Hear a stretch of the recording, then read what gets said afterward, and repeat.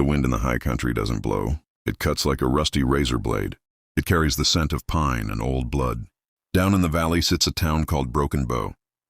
It is a place where men go to be forgotten, and it is where Silas Vance buried his past. Silas was a man made of sharp angles and silence. He had hands scarred by rough rope and hard work. His eyes were the color of winter flint. He never spoke unless the words were worth the breath. He worked the forge at the edge of the town, hammering red-hot iron into shoes for horses. People said he hadn't laughed in 10 years. People said he had a shadow on his soul. But Silas never troubled a living soul in Broken Bow. He kept his head low and his mind on his work. He lived in a small cabin by the creek, with nothing but a one-eared hound and an old Bible. But peace in the West is a fragile thing.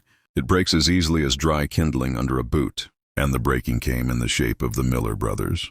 They rode into Broken Bow on a Tuesday morning. 3 men with black hearts and silver spurs. Chet Miller was the oldest and the meanest of the lot. He had a face like a starved wolf and eyes to match.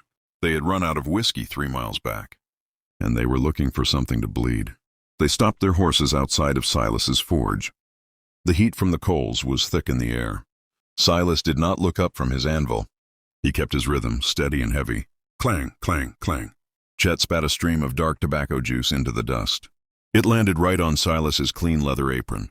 The hound dog growled low in its throat. Silas stopped his hammer in midair. The silence between the men grew heavy. "Hey, blacksmith," Chet called out, his voice greasy. "We need our horses shod, and we need it now." Silas looked at the tobacco stain on his apron. He didn't get angry. He just wiped it with a rag. "The horses will have to wait their turn," Silas said softly. His voice was like stones scraping together. "I have 3 wagons ahead of you." Chet laughed, a sharp, ugly sound. He kicked his horse forward, right into the shade of the forge. "We don't wait on wagons, old man," Chet sneered. He drew his heavy Colt revolver from his hip. He didn't point it at Silas. He pointed it at the hound. Bang! The gunshot was deafening inside the small wooden shed. The old dog gave one short yell and fell still. The smoke from the black powder drifted into Silas's face. Silas looked down at his only companion in the world. The dog's eyes were already turning glassy. A dark pool was widening on the dirt floor. Chet smiled, showing yellow, broken teeth. "Now I think our horses are next," Chet said. Silas didn't scream, and he didn't reach for a gun. He just knelt down and touched the dog's cold fur. His hand was perfectly steady, not a single shake. He stood up slowly, looking Chet straight in the eyes. "You should have left the dog alone," Silas whispered. The words were so quiet they barely carried over the wind. Chet mocked him, laughing as he reined his horse back. "We'll be at the saloon when you're done," Chet shouted. They rode off, leaving a cloud of choking dust behind. Silas stood alone in the forge for a long time. The fire in the hearth began to die down to gray ash. But a different kind of fire was lighting up inside Silas, an old fire he had tried for 10 years to put out. He walked to the back of the forge where the floorboards were loose. He pried up a heavy plank of pine wood. Beneath it lay a long wooden box wrapped in oilcloth. He pulled it out and wiped away the dust. Inside sat a matched pair of custom-built pistols, 6-shot single-action revolvers with walnut grips. The bluing on the steel was worn, but the action was smooth. These were not the tools of a simple blacksmith. These were the tools of a manhunter.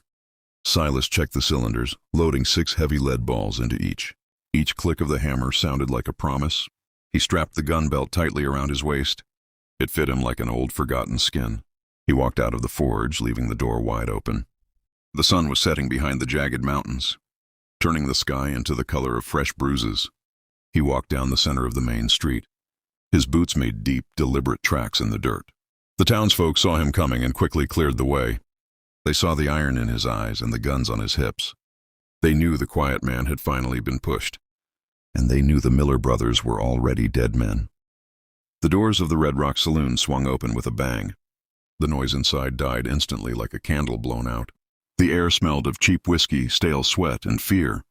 Chet Miller was sitting at the back table with his brothers. A bottle of rye whiskey sat between them, half empty. Silas Vance stood in the doorway, framed by the dying light. His long coat stirred slightly in the mountain breeze. "Chet Miller," Silas called out across the room. His voice wasn't loud, but it cut through the room like a knife. "Step out into the street." Chet looked up, his eyes narrowing as he saw the pistols. He didn't look so brave without his horse beneath him. "You're a fool, blacksmith," Chet barked, standing up. There's 3 of us and only 1 of you." "Then you have the advantage," Silas replied flatly. Silas turned around and walked back out into the dirt street. He didn't want innocent blood on the saloon floor. The 3 brothers followed him out, their boots heavy on the wooden porch. The town of Broken Bow was completely empty now. People were watching from behind closed shutters and curtains. The wind picked up, swirling dust between the men. Silas stood 50 paces away, his hands hanging loose by his sides. "This is your last chance to run," Chet shouted, his hand hovering over his gun. Silas didn't answer. He just closed his eyes for a single second. When he opened them, the world seemed to slow down. Chet reached for his pistol, his fingers gripping the wood. But Silas was already moving faster than a striking rattler. A roar of thunder shattered the evening quiet. Silas's right hand was a blur of motion. Before Chet could even clear his leather, a bullet took him in the chest. The force of the lead ball lifted him off his feet. He hit the dirt hard, his gun spinning away into the dark. The middle brother, Luke, screamed and drew his weapon. Silas didn't hesitate, pivoting his body with perfect balance. The second shot caught Luke right between his eyes. He dropped like a stone without making a single sound. The youngest brother, Hank, lost his nerve completely.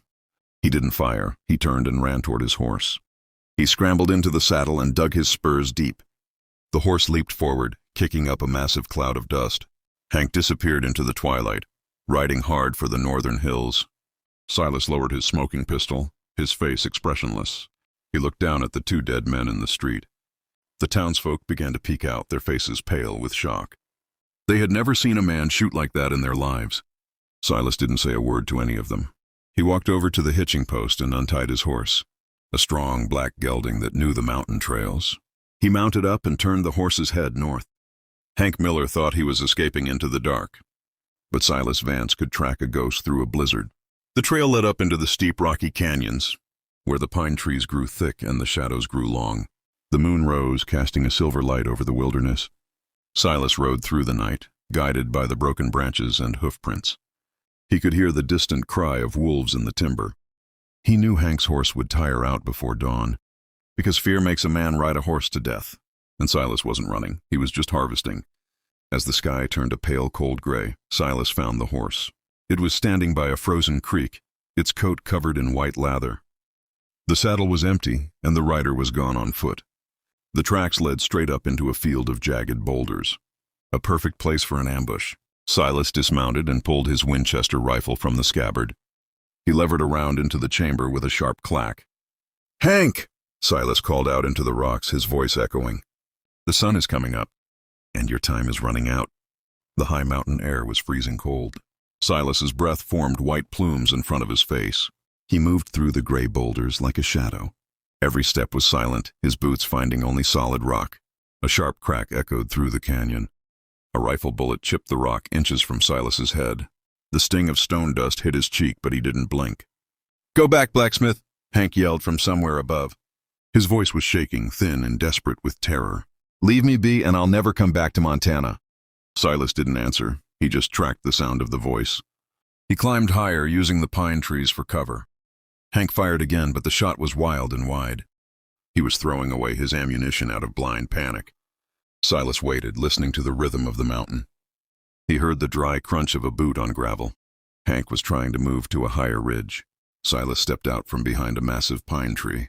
He brought the Winchester rifle smoothly to his shoulder. He didn't rush the shot. He took a deep breath and held it. The front sight settled right on Hank's shoulder.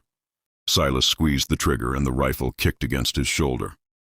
Hank let out a loud yell and dropped his weapon. He tumbled down the steep dirt slope, landing at the bottom. Silas walked down slowly, his rifle still pointed at the man. Hank was clutching his shoulder, blood leaking through his fingers. His face was white, and he was crying like a child. "Please," Hank begged, looking up at the silent cowboy. "We only wanted some whiskey. We didn't know who you were." Silas stood over him, looking down with cold, empty eyes. "It doesn't matter who I am," Silas said quietly. "It matters what you did. You brought your wickedness to a peaceful place. And now the bill has come due." Silas raised the rifle one last time, aiming at the center of Hank's chest. The young man closed his eyes and began to pray. But Silas didn't pull the trigger. Instead, he lowered the rifle and clicked the safety back on. "I'm leaving you with your life, Hank," Silas said. "But you're going to carry this lead in your shoulder forever." every time it aches when the cold wind blows. You remember the town of Broken Bow? And you remember what happens when you push a quiet man.